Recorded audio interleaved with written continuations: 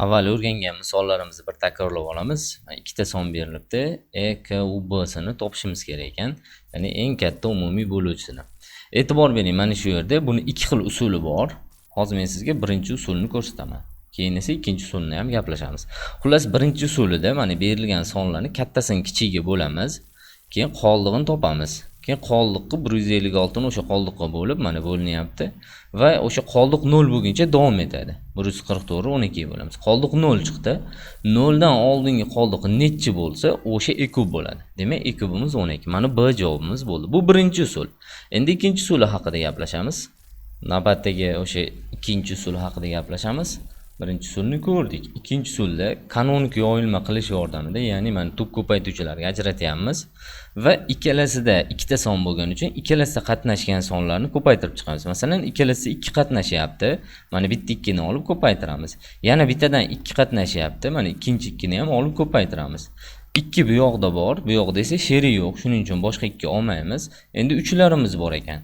2 ta 3 ikkalasida qatnashgani uchun bittasini olinadi va ularni ko'paytiramiz. Boshqa qolmadi ikkalasida qatnashgan son. Bu yerda 13, 19 da bir-biriga mos kelmayapti. Shu qatnashgan sonlarimizni ko'paytiramiz. 2 kar 2 4, 4 kar 3 esa 12 bo'ladi. Demak, javobimiz 12 chiqdi ikkinchi usulda. Demak, bu xuddi shu misolni bundan oldin birinchi usulda yechganimizda mana e'tibor bering, 12 chiqdi. Hozir ikkinchi usulda ham ishlab ko'rdik. Bunda ham mana 12 chiqyapti. Ikkita usulda ham javobimiz to'g'ri chiqadi. Demak, bu usulda ikkalasida qatnashgan sonlarni olib ko'paytirishimiz kerak ekan. Demak, ikkinchi usul shundan iborat. Navbatdagi savolimiz, demak, 3 ta sonni eng katta umumiy bo'luvchisi, ya'ni e kubini topishimiz kerak. Buni ikkinchi usul yordamida ishlanadi. Ikkinchi usulda kanonik yoyilma qilib olardik. Va o'sha kanonik yoyilma qilganimizdan keyin 3 ta son bo'lgani uchun uchalasida qatnashgan sonlarni olib ko'paytirib chiqamiz. Mana qarang. Birinchidan mana bu 2 ta 2 bor, lekin bu yoqda 2 yo'q bo'lgani uchun ola olmaymiz. Uchalasida qatnashganlarni qidiramiz. Mana 3, 3, 3. Demak, uchalasida 3 bo'lgani uchun va bitta 3 ni olib ko'paytirib qo'yamiz. Yana bittadan 3imiz bor ekan, mana uchalasida qatnashgan sonlar va boshqa qolmadi. Masalan, bu yerda 11 bo'lsa, bularda 11 yo'q. Yoki bu yoqda 3 bo'lsa, bu tomonda 3 ga boshqa sherik qolmadi. Shuning uchun ola olmayapmiz. Va 3 kar 3 ko'paytiramiz 9. Bundan chiqdi e kubimiz 9 degan bizning javobimiz B javob to'g'ri bo'ladi. Xullas, 3 ta son berilsa, 3 tasida qatnashganini olib ko'paytirib chiqarish kerak. Demak, javobimiz shundan iborat bo'ladi. Navbatdagi savolimiz, demak, bizga E, K, U, K, ya'ni ekuk haqida gapirilyapti. Ekuk eng kichik umumiy karralisini topishimiz kerak ekan. Dastavval uchalasini kanonik yoyilmasini qilib olamiz. Mana qilib oldik. Bu ikkinchi usul yordamida ishlanyapti. E'tibor bering, ekuk topish. Avvalgi misolda e kubida, bu ekuk, e'tiborli bo'ling, bu ekuk haqida gapirilyapti. Xullas, buning uchun avval 3 tasida qatnashganini olinadi. Mana 3 tasida qatnashganini oladigan bo'lsam, uchalasida 3 bor ekan, bitta 3 ni oldim va yana uchalasida 5 bor ekan. Mana 5 ni oldim. 3 ko'paytiruv 5 bo'ldi. Endi 3 tasida qatnashgan tugadi. Endi 2 tasida qatnashganini topamiz. 2 tasida qatnashgan, mana 2 ta 3imiz bor. Va 3 ni ham olamiz va yana uchalasida qatnashgan, 2 tasida qatnashgan tugadi. Endi bittasida qatnashganlar bor. Mana bu 2 va mana bu 5imiz bor. Mana shularni ham olib ko'paytiramiz. Endi mana shu chiqqan javobimiz hammasini hisoblaydigan bo'lsak, 3 kar 5 15, 15 3 ga ko'paytiramiz. Hammasini hisoblasak 450 degan javobga ega bo'lamiz. Demak, 450 degan mana shu javobimiz to'g'ri bo'ladi. Demak, ekuk topishda 3 tasida, 2 tasida, bittasida qatnashganlarni olib ko'paytirishimiz kerak ekan. Navbatdagi savolimizda o'sha eng kichik umumiy karralisi, ya'ni ekukning topishning birinchi usuli haqida gaplashamiz. Bundan oldin 3 talikda ikkinchi usulni ko'rgandik. Ekuk topishimizni nima deydi, uzoqroq yo'li. Bundoq qilmang, lekin sizga tushuntirish uchun tushuntiryapmiz. Masalan, birinchi navbatda 8 ga karrali sonlarni yozib olaylik. 8 ga karrali, masalan, 8 qo'shib ketaveramiz. Bir nechtasini yozdik, masalan. Va 6 ga karrali sonlarni yozamiz. 6 ga karrali, masalan, 6, 12, 18, bir nechta 6 ga karrali, masalan, shular. 6 ga karrali va 8 ga karrali sonlarimiz turibdi. Endi qarang, eng kichik umumiy karralisini so'rayapti. Umumiy degani ikkalasida qatnashgan. Ikkalasida hozircha 24 bor ekan. Yana ikkalasida 48 bor. Yana ikkalasida esa 72 bor. Shu umumiy karralilarni kichigini aniqlang debdi. Kichigi bizda necha bo'ladi unda? 24 bo'ladi. Mana shuning uchun 24 eng kichigi bo'lgani uchun shu eng kichik umumiy karralisi hisoblanadi shu ikkita sonni. Xullas, e kuk bu 24 ga teng ekan. Lekin bu uzoq yo'l. Buni topish oson yo'li bor. Mana sizga endi asosiy usulni, birinchi usulni o'rgatiladi.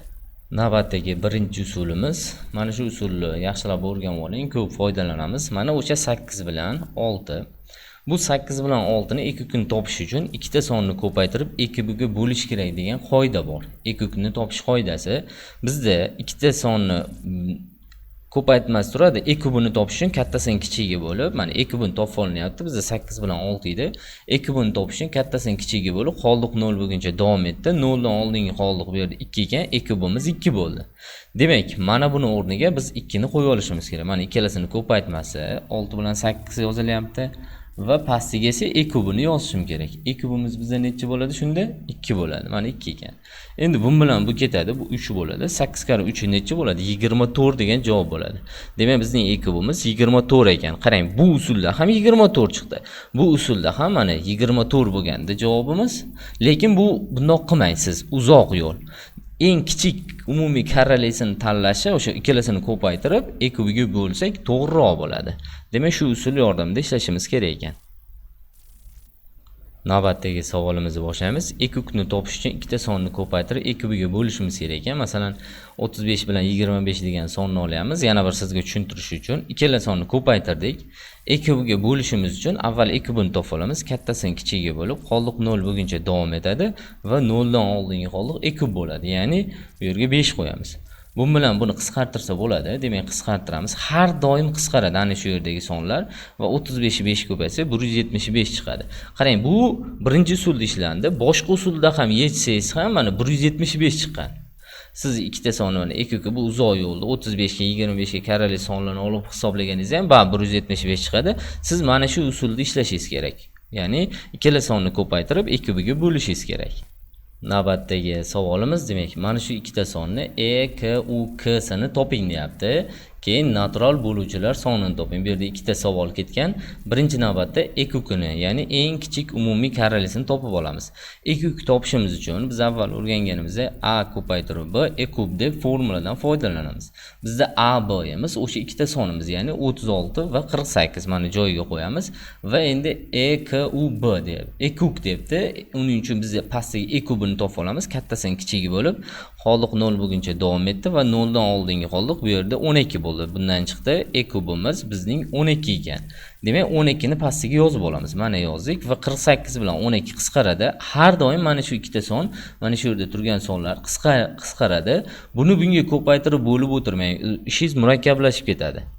Tak, endi 36 ni 4 ko'paytirsak 144 chiqadi. Mana e kukimiz chiqdi 144 ekan. Endi aytayaptiki, natural bo'luvchilari, ya'ni NBS natural bo'luvchilar sonini so'rayapti. Mana kanonik yoyilma qilyapmiz. 144 2 dan nechta, 3 dan nechta yozdik va o'sha darajasidagi sonlarga 1 qo'shib chiqardik. NBS topish uchun o'tgandagi oldinlari.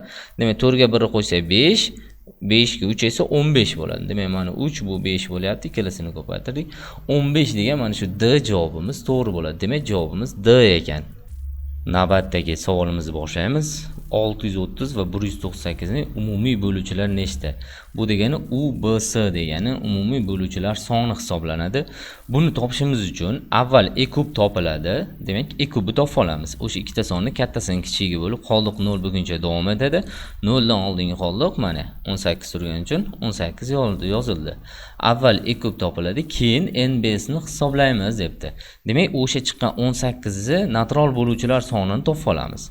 Va mana bu e'tibor bering, bu qayerdan kelgan? Uzunchoq qilib ishlaganda 18 2 9 3 3 qilyapti. Xullas, ana shundan bu 2 dan bitta, 3 dan 2 deb yozilgan. Va darajasi sonlariga 1 qo'shamiz. Hisoblasak, demak bu 2, bu 3 bo'lsa, ko'paytirsa 6 bo'ladi. Demak, qarang, avval e kub topiladi dedi. Mana topdik. Keyin esa NBS hisoblaymiz dedi. Mana NBS ni hisoblaydi. O'sha chiqqan javob UBS bo'ladi dedi. Demak, UBS emas, mana shu ikkita sonni 6 degan javob bo'ladi. Demak, umumiy bo'luvchilar soni 6 ta ekan. Navbatdagi savolimizga e'tibor bering. Mana shu 21 va 35 sonlarni e, k, u, k si bilan deyapti. e k u b sini, ya'ni e kubini yig'indisi degani qo'shishini topishimiz kerak ekan. Birinchi navbatda e kub topishimiz uchun ikkita sonni ko'paytirib e kubiga bo'lishimiz kerak. Shuning uchun e kubini topib olamiz. Kattasini kichigi bo'lib, qoldiq 0 bo'lguncha davom etadi va 0 dan oldingi qoldiq e kub ekan. Demak 7 bo'ldi va buni joyiga qo'ydik. Chiqqan e kubimizni 7 bilan 35 qisqartiramiz. Demak, qisqartirib olsak 5 ta bor. Demak, 21 5 ga ko'paytirsa 105 degan javob kelib chiqadi. Endi bizga aytayapti, e kub bilan e kubni yig'indisini toping dedi.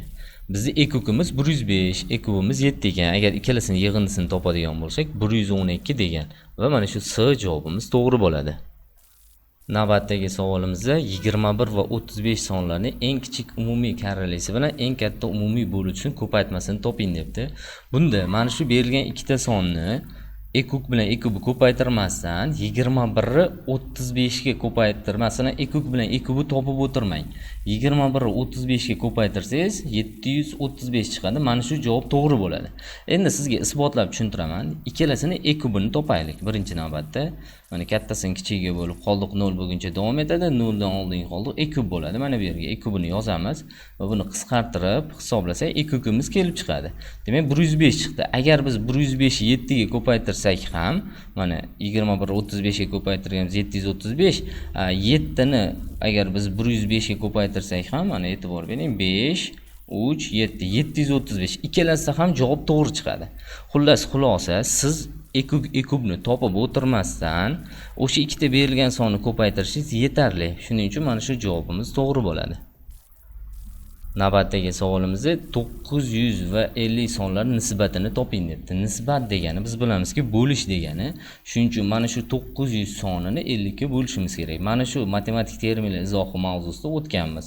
Shuning uchun buni bo'ladigan bo'lsak 18 degan javobimiz chiqadi. Demak, nisbat degan bo'lish ekanligini hisobga oldik va o'sha javobga ega bo'ldik. Demak, javobimiz B ekan.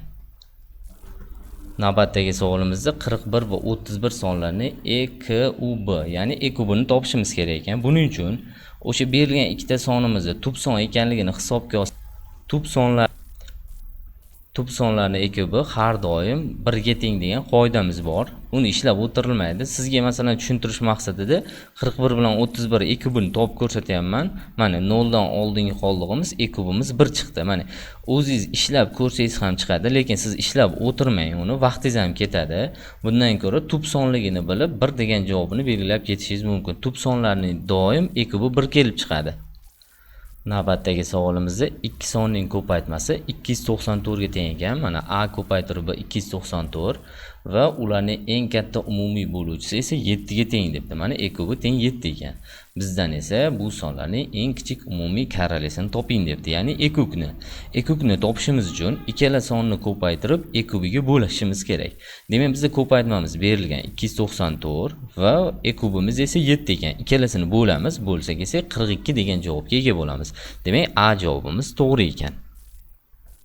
Navbatdagi savolimizni boshlaymiz. 108 va 135 sonlarning eng kichik umumiy karralisi bilan mana shu ikkita sonning eng kichik umumiy karralisini nisbatini toping debdi. Demak, birinchi navbatda bu yerda birinchi e kub so'ralgan. E kubni topib olamiz. Mana e kub topilyapti. E'tibor bering, birinchi e kub topib, ikkalasini qisqartirib, mana shu ikkita sonning e kubi aniqlandi. 540 ekan. Endi ikkinchi navbatda ikkinchi e kubni topamiz. Ya'ni 12 bilan 54 ni ham e kubni topib olamiz. Mana e kub topildi, 6 ekan, qisqartirib, demak 108 chiqdi. Endi ikkita e kubning nisbatini toping debdi. Mana shu chiqqan javoblarimizni bo'lamiz, chunki nisbat degani bo'lish degani. Demak, 540 ni 108 ga bo'lsak 5 degan javobimiz kelib chiqadi. Bu esa mana bu D javobimiz to'g'ri ekan. Navbatdagi mavzuyimiz kasrlarning o'qilishi ikki xil o'qiladi. Agar tepadan pastga va pastdan tepaga o'qilishi bor. Birinchi navbatda mana 2 tepada turibdi, 3 pastda bo'lgani uchun 2 taqsim 3 deb o'qiladi. Tepadan pastga qarab o'qilganda kasr 2 taqsim 3 bo'ladi. Agar pastdan tepaga qarab o'qilsa esa 3 dan 2 deb o'qiladi. Demak, shu ikki xil o'qilishi bor. Tepaga qaralsa dan deb, agar pastga qaralsa taqsim deb o'qilishi kerak ekan.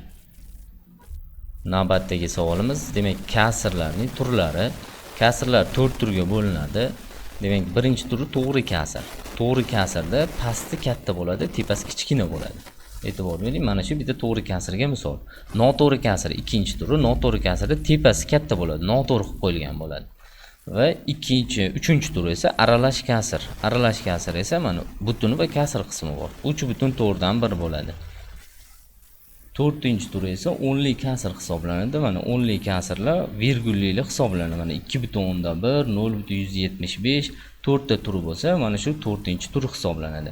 Demak, kasrlarning turlarida pasti kattami, tepasi kattami yoki butuni bormi, virgullimi, ana shunga qarab turib, ularni turlariga turlariga ajratib o'rganar ekanmiz.